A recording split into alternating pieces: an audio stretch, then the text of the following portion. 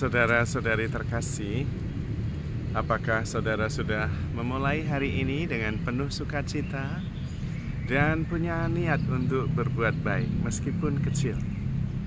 Semoga Tuhan memberkati niat baik saudara. Ada begitu banyak orang yang berusaha dengan sepenuh hati, dengan tulus, dengan ketekunan dan kesetiaan untuk dapat mengalami pencerahan, untuk juga bisa hidup dengan lebih free, bebas, penuh sukacita, penuh rasa syukur. Ada yang bertahun-tahun, ada yang instan, karena itu anugerah Tuhan. Namun ketika saya merenungkan, sebetulnya ajaran-ajaran para suci sudah menunjukkan jalan itu. Memang harus mencari sendiri, tetapi kalau ada bimbingan rohani dari para pembimbing rohani, para suci, kisah hidup mereka maupun juga pengalaman dan ajaran-ajarannya, tentu itu membantu.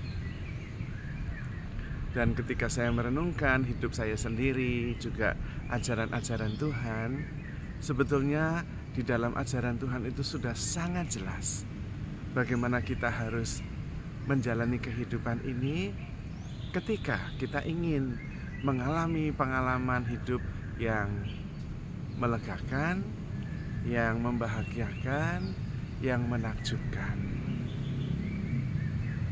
Tuhan sendiri mengatakan, "Datanglah kepadaku, kalian semua yang letih, lesu, dan berbeban berat.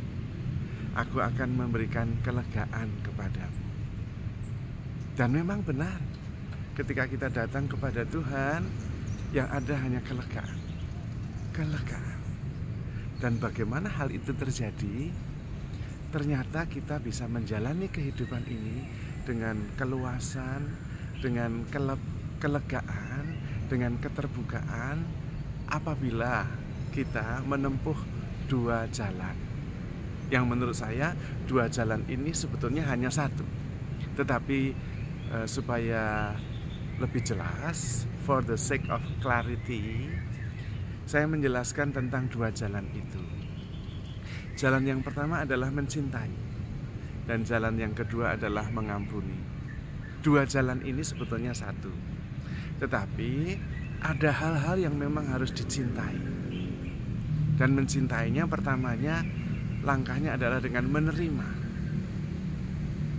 Maka di dalam rumusan kasih menurut 1 Korintus 13, intinya juga menerima itu.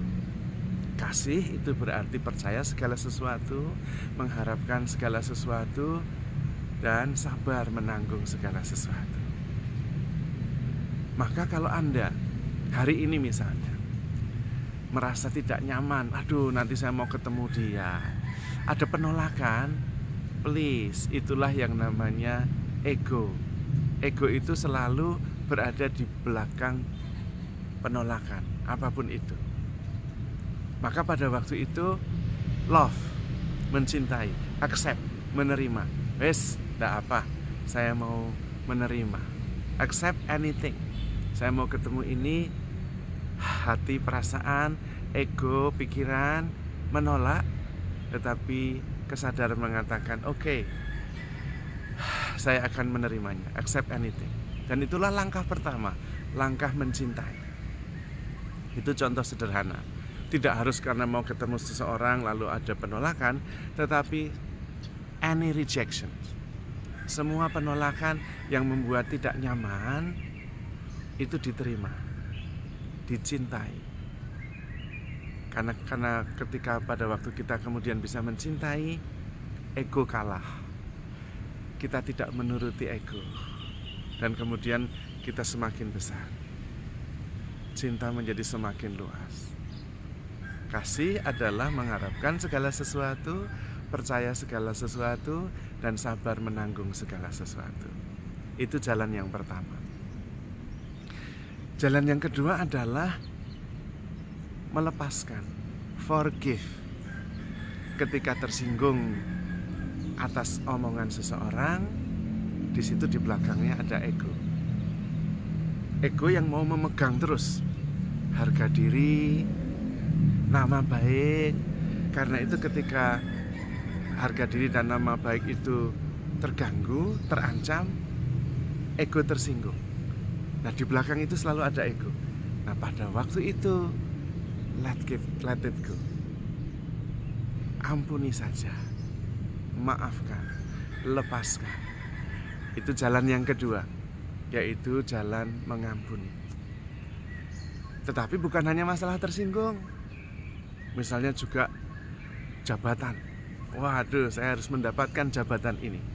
Kalau ada orang lain yang mau mengancam jabatan itu, maka kemudian saya mulai mencari jalan supaya orang itu tidak berhasil menggeser saya.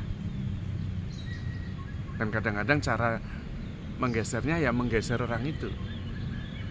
Maka kemudian pada waktu itu kita let it go.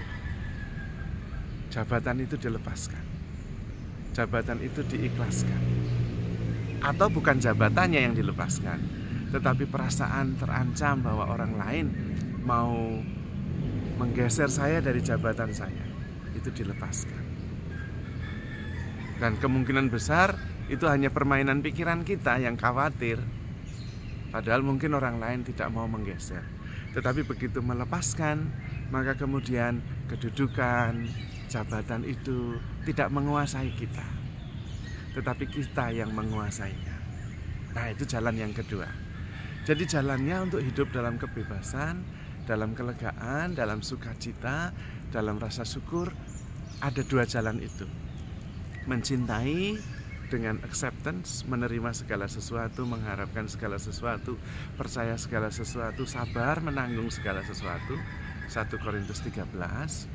Jalan yang kedua adalah melepaskan, memaafkan, mengikhlaskan. Ampunilah saudaramu, bukan hanya 7 kali sehari, tetapi 70 kali 7 kali 7 kali, tanpa batas. Lalu kemudian kita menjadi pribadi yang lega. Karena itu datanglah kepadaku, kalian semua yang letih, lesu, dan berbeban berat. Aku akan memberikan kelegaan kepadamu. Nah, di situ ketika kita mempunyai sesuatu yang harus maunya kita genggam terus dan dirasa ada orang lain yang mengancam, datang kepada Yesus, lepaskan, ampuni. Lepaskan segala kekhawatiranmu kepada Tuhan, karena Ia yang memelihara engkau. Dan pada waktu ketika sakit hati, tersinggung, merasa direndahkan, dihina, datang kepada Yesus dan kemudian terima, cintai. Inilah perintahku, yaitu supaya kamu saling mencintai, seperti aku sudah mencintai kamu. Lega. Dan kemudian memang kedua jalan itu membawa kita kepada kehidupan yang sempurna, seperti Bapakku yang di surga sempurna adanya. Begitu Tuhan mengajar kepada kita. Maka mari kita latihan. Latihannya sederhana, bisa menerima apa saja dengan penuh cinta, dan tentu bersama dengan Tuhan Yesus. Dan bisa melepaskan apa saja yang memang harus dilepaskan. Mengampuni bukan hanya 7 kali, tentu bersama dengan Tuhan Yesus. Maka disitulah kemudian kita mengikuti Tuhan dalam arti yang sebenarnya. Menyangkal diri, melepaskan ego, kemudian memikul salib, mencintai, accepting anything, dan mengikuti Tuhan, yaitu bersama dengan Tuhan selalu, baik pada saat harus melepaskan apa yang harus dilepaskan, maupun pada saat menerima apa saja yang harus diterima. Dan pada waktu itu kita sungguh-sungguh satu dengan Tuhan di dalam kasih, di dalam pengampunan, di dalam rasa syukur dan sukacita. Maka saudara-saudari terkasih, handle yourself with care because you are loved. Tuhan memberkati.